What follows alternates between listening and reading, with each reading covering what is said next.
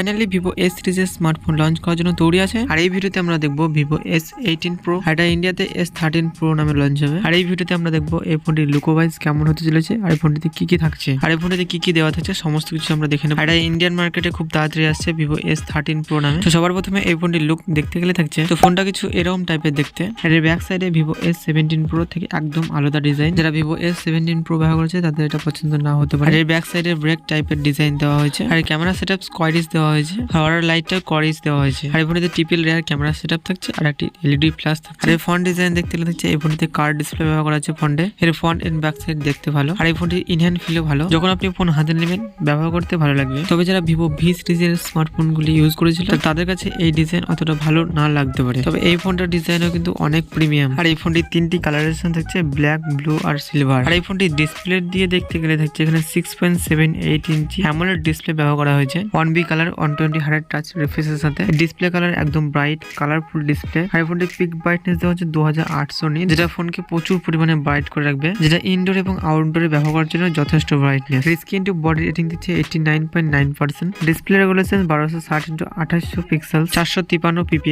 এর font design middle turning পাঞ্চুয়ালের সঙ্গে কার্ড ডিসপ্লে থাকায় এর ফন্টের ডিজাইনের দিক থেকে ভালো। আর এই ফোনটি সিকিউরিটির জন্য ব্যবহার হচ্ছে আন্ডার ডিসপ্লে ফিঙ্গারপ্রিন্ট। আর এই ফোনটির ডিসপ্লেতে আপনি কন্টেন্ট এবং গেমিং এক্সপিরিয়েন্স ভালো দিবে। তো এবারে আমরা দেখে নেবো এই ফোনটির পারফরমেন্স। অপারেটিং সিস্টেম হিসেবে থাকছে অ্যান্ড্রয়েড 14। আর এই ফোনটিতে একটি পাওয়ারফুল চিপসেট ব্যবহার হচ্ছে মিডিয়াটেক ডায়মেনসিটি 9200+, যেটা 4 ন্যানোমিটার ফেক বেস স্পেস। এর সিপিইউ হচ্ছে অক্টোবর 3.35 GHz। আর এই ফোনটি তিনটি ভেরিয়েন্টের সঙ্গে থাকছে।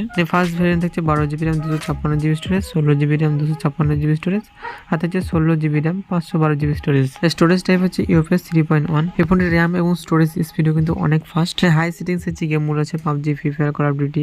আপনি হাই সেটিংসে গেম প্লে করতে পারবেন। কোনো রকম ল্যাগ, হিটিং ইস্যু বা ফ্রেম ড্রপের মতো কোনো ধরনের প্রবলেম আপনি এই ফোনটিতে দেখতে পাবেন না, কারণ এই ফোনটিতে তাগড়া গেমিং প্রসেসর ব্যবহার করা হয়েছে। গেম প্লে দেখতে এই ফোনটি একদম ফাস্ট। তো এরপরে আমরা দেখে নেবো এই ফোনটির ক্যামেরা। তো এই ফোনটিতে ট্রিপল রেয়ার ক্যামেরা সেটআপ থাকছে, যিনি প্রাইমারি লেন্স ব্যবহার করছে 50 মেগাপিক্সেলের ওআইএস সাপোর্টের সাথে, আর হচ্ছে 12 মেগাপিক্সেলের টেলিফোটো লেন্স 2x জুমের সাথে। তার সাথে ব্যবহার করছে 50 মেগাপিক্সেলের আলট্রা ওয়াইড ক্যামেরা, আর তার সাথে হচ্ছে রিং এলইডি ফ্ল্যাশের সঙ্গে। তো ক্যামেরা পারফরমেন্স দেখেই বুঝতে পারছে যে ক্যামেরা কোয়ালিটি একদম ভালো হতে চলেছে। তো এই ফোনটি ক্যামেরা নিয়ে নতুন কিছু বলার নেই। তো এই ফোন দিয়ে আপনি ভালো পরিমাণে ফটো তুলতে পারবেন। আর এই ফোনটি ব্যাক ক্যামেরা দিয়ে আপনি ভিডিও শুট করতে পারবেন 4K 30fps আর 1080p 30fps। আর এর ফ্রন্টের সেলফির জন্য ব্যবহার করছে 50 মেগাপিক্সেলের উইন্ডো লেন্স। আর ফ্রন্ট ক্যামেরা দিয়ে ভিডিও শুট করতে পারবেন 4K 30fps 1080p 30fps। তো এই ফোনটির সেলফি এবং ব্যাক ক্যামেরা বেশ ভালো। তো এরপরে আমরা দেখে নেবো এই ফোনটির ব্যাটারি। এই ফোনটিতে লিথিয়াম পলিমারকে 5000 মিলি এম্পিয়ার একটি ব্যাটারি ব্যবহার করা হয়েছে। আর এর ফাস্ট চার্জিং হিসেবে দেখছে 80 ওয়াটের একটি ফাস্ট চার্জার। আর এই ফোনটি সেন্সর হিসেবে সব ধরনের সেন্সর ব্যবহার করছে, আর সিকিউরিটির জন্য আন্ডার ডিসপ্লে ফিঙ্গারপ্রিন্ট, যেটা প্রথমে বলেছিলাম। আর এই ফোনটি দেখছে ওয়াইফাই, ব্লুটুথ 5.3, NFC,